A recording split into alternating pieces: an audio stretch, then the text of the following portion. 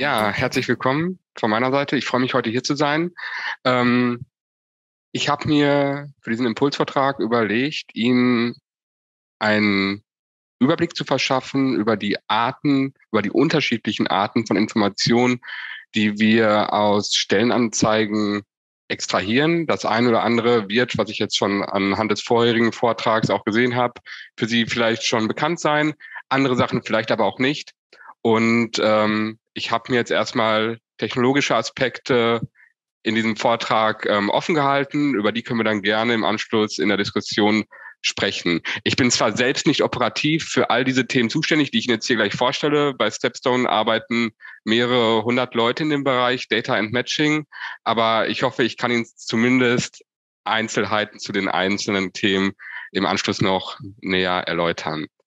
Ganz grundsätzlich, bevor wir in das Thema Extraktion einsteigen, wie ist eine Stellenanzeige bei Stepstone aufgebaut? Ähm, Wenn ein Unternehmer uns eine Anzeige schaltet, muss die Anzeige wie folgt strukturiert sein. Es gibt den Titel der Stellenanzeige, es gibt die Einleitung.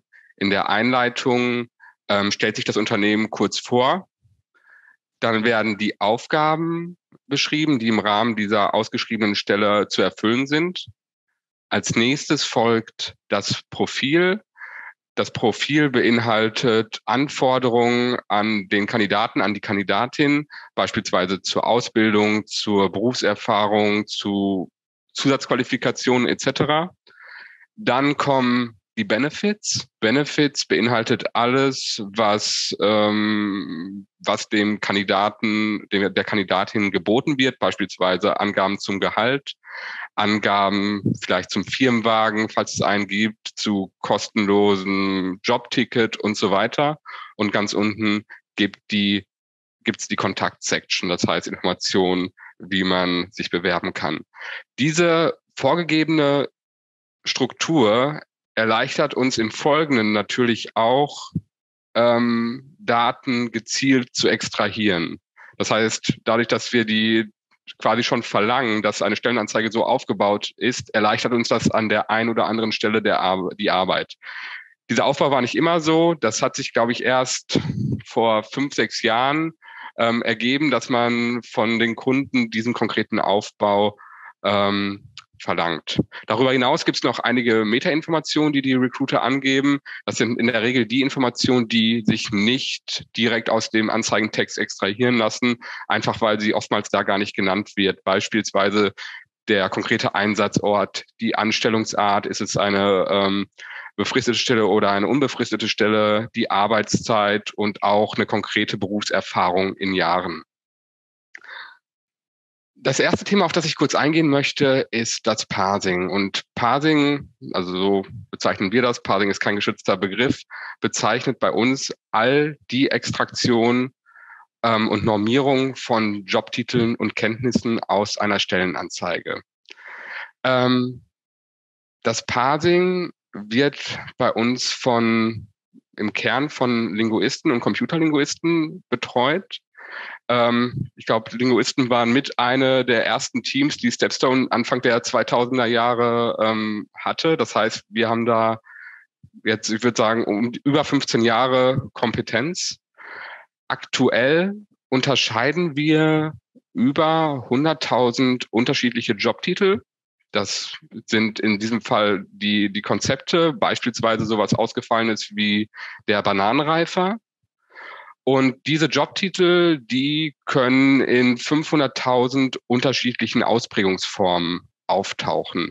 Beispielsweise hier Bananenreiferin, Bananenreifer oder Bananenreiferin. Darüber hinaus kennen wir Stand November 40.000 Fähigkeiten, beispielsweise so etwas wie Zahngesundheitserziehung.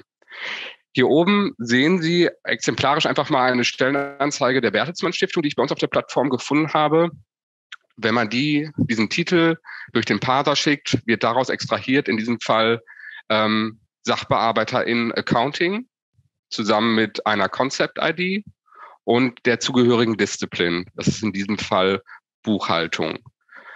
Andere Jobtitel, die dieselbe Concept-ID haben, ich habe da mal nachgeguckt, ist beispielsweise die Accounting-Koryphäe, Buchhaltungskennerin oder Finanzreferent Buchhaltung. Das heißt, das sind alles Jobtitel, die in diesem Fall unter dieses Konzept, in diesem Fall 1, 2, 3, 4, 5, 6 fallen. Wenn wir uns jetzt mal das Parsing auf der Profil-Section angucken, habe ich das hier einfach mal gemacht. Das heißt, auf der linken Seite sehen Sie das Profil so, wie es in der Stellenanzeige steht und rechts das, was der Parser daraus extrahiert.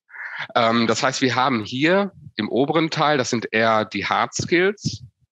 Im unteren Teil, das ist, denke ich, erwähnenswert und das ist etwas, wo wir in den vergangenen Jahren auch deutlich besser geworden sind die Soft Skills, weil sich Soft Skills in Text zu erkennen eine ziemlich große Herausforderung ist. Also hier beispielsweise Zuverlässigkeit, Leistungsmotivation, Teamplayer und so weiter. Eine andere Art von Information, die wir anhand des Jobtitels extrahieren, ist die Seniorität. Was meint Seniorität?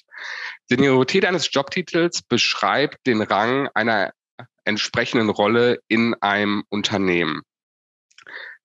Das heißt, wir haben ein Modell entwickelt, wo man einen beliebigen Jobtitel reinpacken kann und am Ende bekomme ich einen Score zwischen 1 und 9, der die Seniorität widerspiegelt. Ich habe das Ganze einfach mal für einen Java-Developer durchgespielt. Das heißt, man sieht ganz unten in der rechten Abbildung den Junior-Java-Developer mit einem Score von 2,6, dann den Java-Developer, den Senior Java Developer, den Java Developer Teamlead und ganz oben den Head of Software Development mit einem Score von 5,8. Dieser Score funktioniert sehr gut innerhalb einer festgegebenen beruflichen Entwicklungsstruktur, sage ich einmal. Dieser Score ist nicht dazu geeignet, vollkommen unterschiedliche Berufe miteinander zu vergleichen und dadurch zu bewerten. Das heißt, ich könnte jetzt nicht den Senior Java Developer mit dem CEO eines Unternehmens vergleichen. Der CEO wird den höheren Score bekommen, was aber nicht bedeutet, dass automatisch dieser höhere Score dazu führt, dass die Kompetenz, die der CEO hat, über den steht, die der Senior Java Developer hat. Wir nutzen diesen Score zum einen, um so ein bisschen die berufliche Entwicklung eines Kandidaten zu bestimmen. Das heißt, anhand des aktuellen Jobtitels der Position zu bestimmen, was sind wohl interessante zukünftige Stellenangebote für den Kandidaten oder für die Kandidatin. Zum anderen erlaubt es uns aber auch so ein bisschen ein Rekrutierungsprofil eines Unternehmens zu erstellen. Das heißt, wir können sehen, sucht ein Unternehmen gerade eher Führungskräfte oder eher juniorige Positionen oder ist das Verhältnis auch ausgeglichen? Und dahingehend können wir natürlich auch unsere Vertriebsaktivitäten entsprechend steuern. Die dritte Informationsquelle, das ist ein relativ neues Thema bei uns, ist die Bestimmung des Gender Bias einer Stellenanzeige. Ganz kurz, was ist hier der Hintergrund? Es hat sich gezeigt, dass die Verwendung bestimmter Wörter in einer Stellenanzeige bewirken kann, ob sich Frauen auf eine Stelle bewerben oder nicht. Der Hintergrund ist, dass diese kodierten Wörter in Stellenanzeigen, also es gibt männlich kodierte Wörter und weiblich kodierte Wörter, verknüpft sind mit geschlechtsspezifischen Stereotypen. Und unsere Untersuchungen haben gezeigt, dass diese Wörter in eigentlich jeder Stellenanzeige vorkommen. Beispielsweise männlich kodierte Wörter sind karriereorientiert, leistungsstark und leidenschaftlich.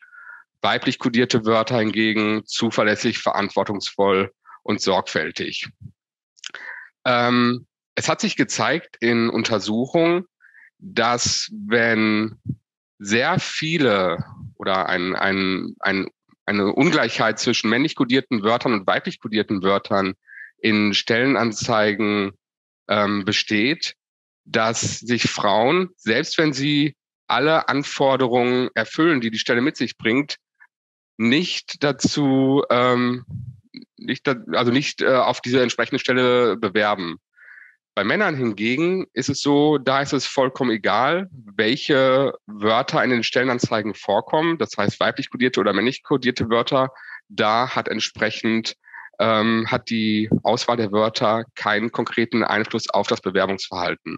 Das heißt, wir ermitteln auf Basis des Textes der Stellenanzeige einen Score, der den Recruitern zeigt, wie ausgeglichen ist Ihr Listing in Bezug auf die Verwendung solcher Wörter und können so entsprechend dem Recruiter helfen, seine Stellenanzeige entsprechend anzupassen, um im Optimalfall mehr Bewerbung und insbesondere mehr Bewerbung auch von Frauen zu bekommen.